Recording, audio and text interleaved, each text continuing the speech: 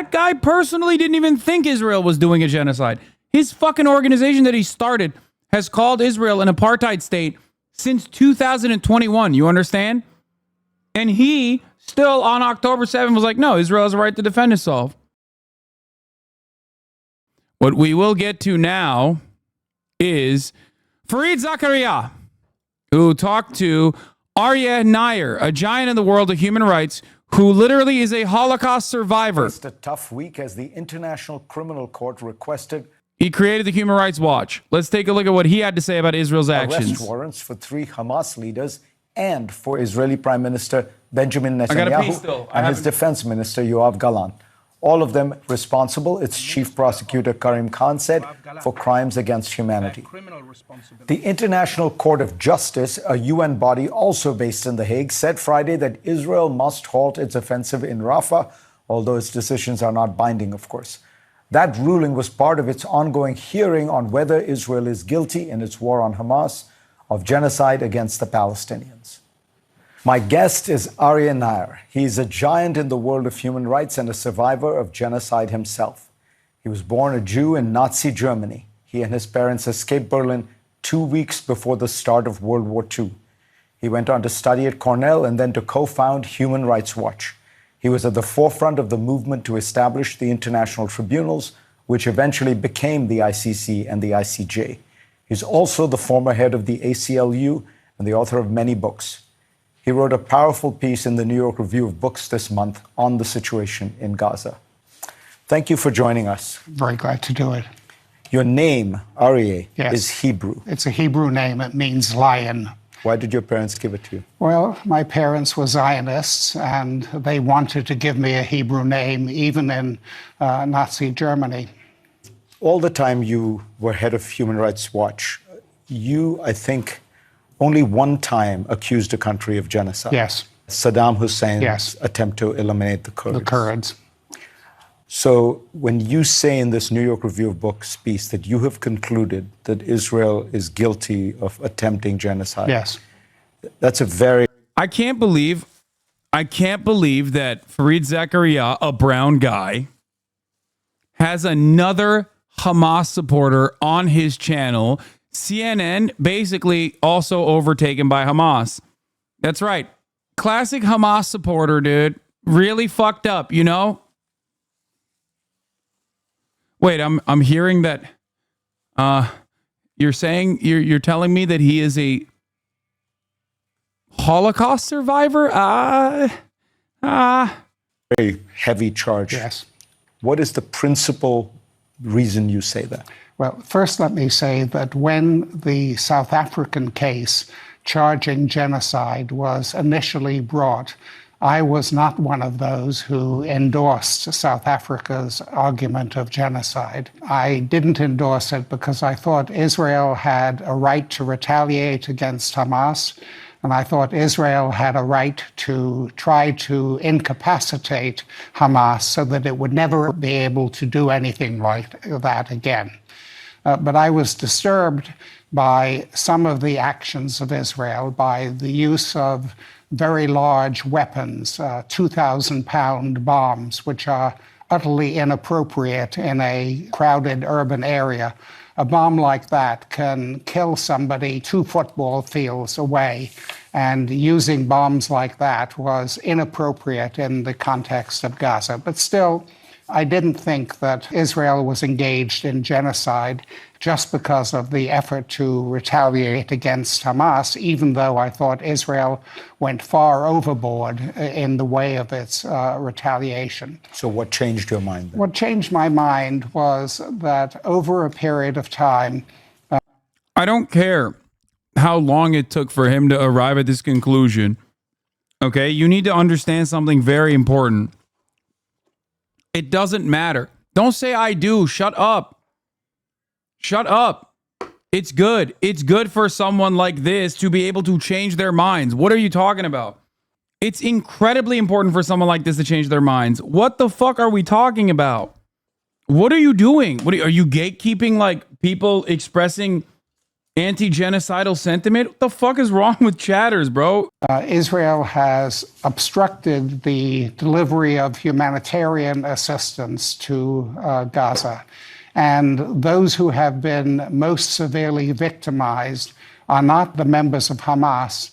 Men with guns ordinarily find a way to get food and to get fed.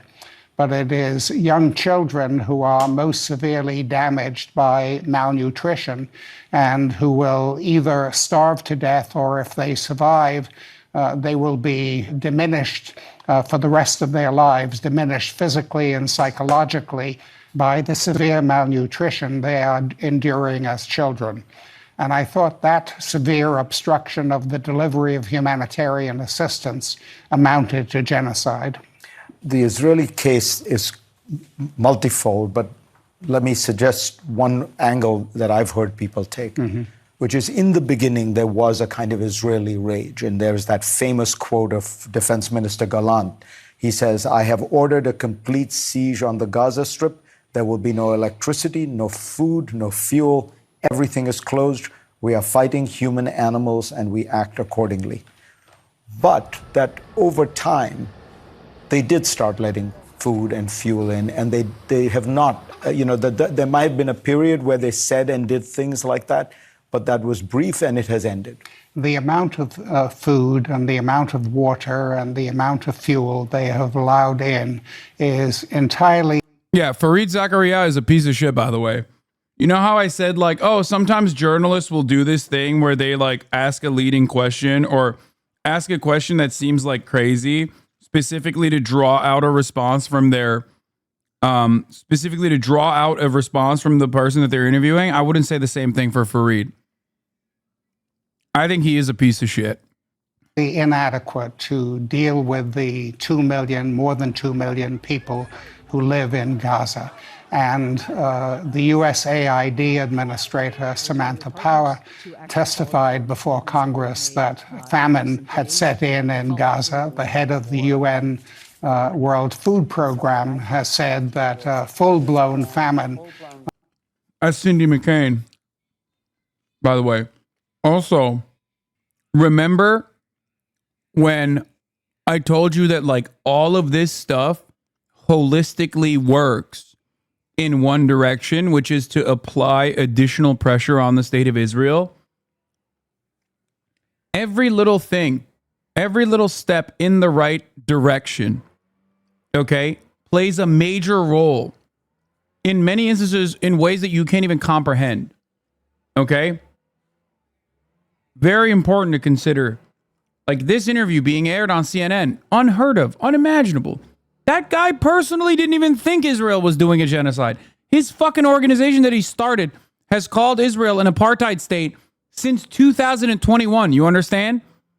And he still on October 7th was like, no, Israel has a right to defend itself. How did he arrive at this conclusion? How did he have a change of mind? This is important to examine. This is important to understand. Is underway in Gaza.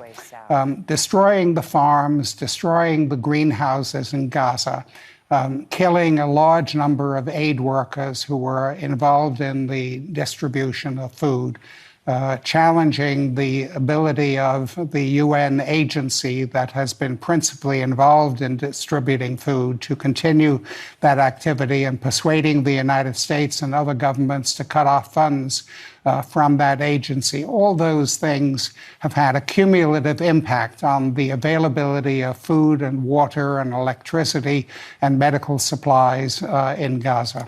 Prime Minister Netanyahu says that the IDF, the Israeli army, is actually scrupulous and very moral in the way it handles these things. It tries very hard. What do you say about that? He says that. I don't think others would say that.